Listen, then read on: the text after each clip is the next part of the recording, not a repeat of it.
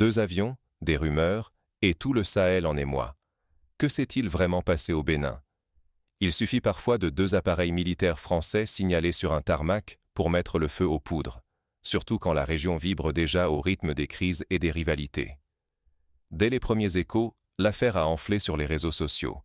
Certains y ont vu une possible escalade, d'autres ont parlé de tentatives de déstabilisation, et quelques voix plus prudentes ont évoqué un simple passage technique.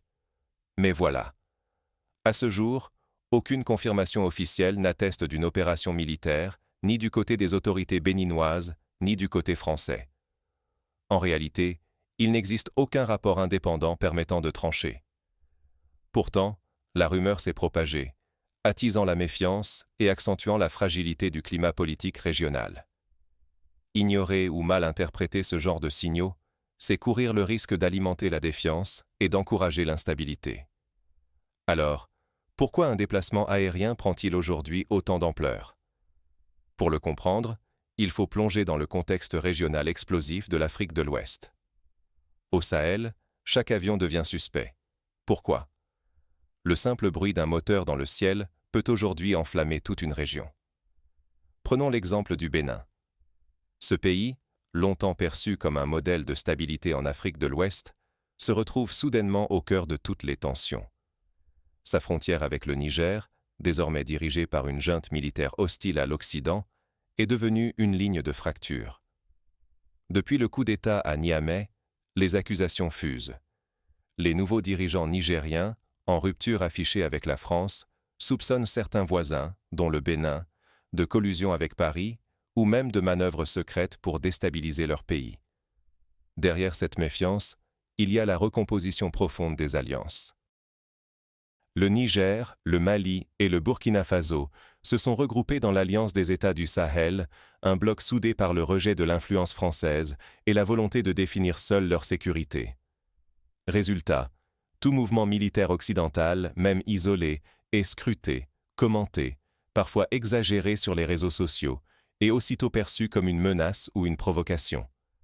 Dans ce climat, la présence supposée de 2 avions français sur le sol béninois devient un sujet brûlant. Même sans preuve publique, la rumeur se répand comme une traînée de poudre, alimentant la suspicion et la défiance. Cette atmosphère délétère n'est pas sans danger. Elle fragilise la stabilité régionale, isole diplomatiquement le Bénin et pourrait attiser des tensions internes. Mais qu'est-ce qui nourrit autant la suspicion autour de simples avions? Les faits sont-ils encore importants quand la perception prend le dessus? Dans le cas des avions militaires français signalés au Bénin, aucun élément formel ne prouve une opération de déstabilisation. Pourtant, la simple présence de ces appareils suffit à déclencher une tempête médiatique. Les réseaux sociaux, eux, s'emballent. Analyses approximatives, photos sorties de leur contexte, déclarations anxiogènes circulent à grande vitesse, transformant un événement ordinaire en sujet de discorde nationale.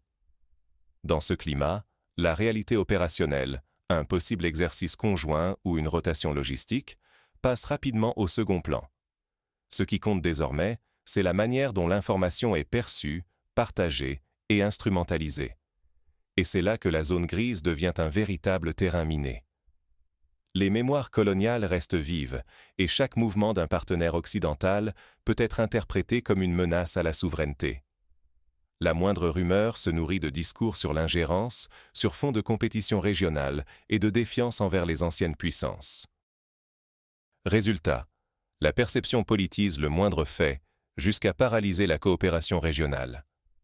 Cette militarisation du discours complique tout. Les leaders politiques locaux s'emparent de l'affaire pour renforcer leur légitimité, dénoncer des ennemis extérieurs et rallier la population autour de la défense nationale. Mais en faisant primer la perception sur les faits, on risque de créer des crises artificielles, d'alimenter la méfiance populaire et d'affaiblir les efforts collectifs face à des menaces bien réelles. Dans ce contexte, une simple rumeur a le pouvoir de fragiliser des équilibres déjà précaires. Quels sont alors les risques concrets pour l'avenir du Bénin et du Sahel? Quand chaque rumeur peut changer le destin d'une région entière, chaque décision politique prend une dimension dramatique. Aujourd'hui, le Bénin se retrouve au cœur d'un dilemme. Assurer la sécurité face à la menace djihadiste qui s'étend inexorablement vers le sud, tout en préservant un équilibre diplomatique de plus en plus difficile à tenir. D'un côté, la coopération avec la France, partenaire historique, attise les soupçons et ravive les critiques sur la souveraineté. L'ombre du passé colonial plane toujours, alimentant la méfiance et renforçant la rhétorique anti-française portée par certains mouvements panafricanistes. Mais de l'autre côté, fermer la porte à la France, c'est risquer de s'isoler, alors même que la violence gagne du terrain.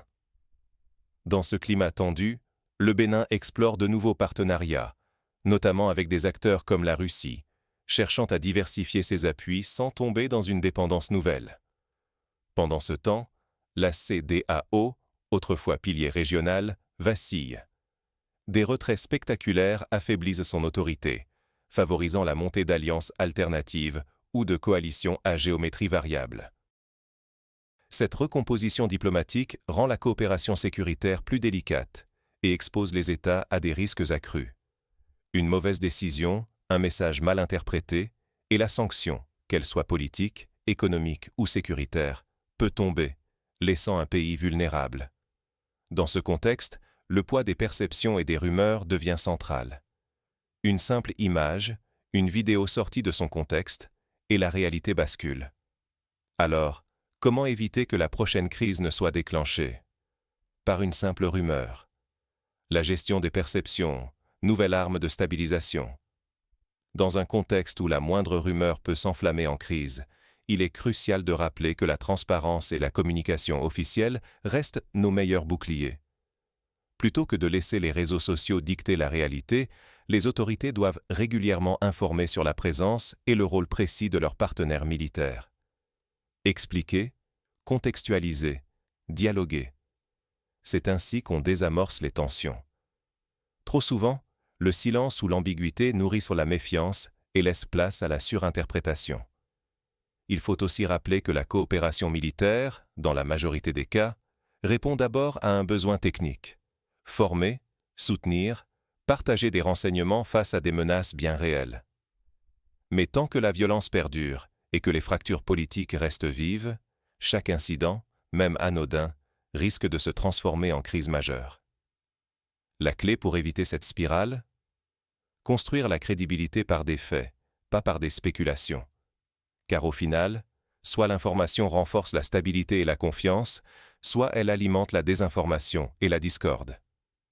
Alors, comment agir concrètement face à ce nouveau défi? Dans l'ombre d'un avion, c'est tout un continent qui s'interroge. Aujourd'hui, la moindre rumeur, le moindre fait non vérifié, devient le carburant de débats enflammés, d'angoisses collectives, parfois même de décisions politiques majeures. La présence supposée d'avions militaires français au Bénin ne se réduit pas à la simple question de 2 appareils sur une piste. Elle cristallise des décennies de tensions, de méfiance et de mémoire entre l'Afrique de l'Ouest et ses partenaires. Ce climat, où chaque geste prend une dimension démesurée, nous rappelle à quel point la gestion de l'information, qu'elle soit officielle ou non, façonne désormais le destin régional. Nous sommes à la croisée des chemins, rester spectateurs d'un cycle de crise perpétué par les rumeurs, ou devenir acteurs d'une stabilité collective, en exigeant transparence et responsabilité de nos dirigeants. Cela commence par une vigilance critique face à tout ce qui circule sur nos écrans, par la capacité à distinguer faits et suppositions, et par l'exigence de clarté dans la communication officielle. Car au Sahel, chaque mot, chaque image, peut attiser ou apaiser les tensions. La stabilité durable n'est pas seulement une affaire de forces armées, mais aussi d'esprit critique et de dialogue ouvert. Soyons lucides. La paix commence souvent par la manière dont on choisit d'écouter, de relayer ou de questionner l'information.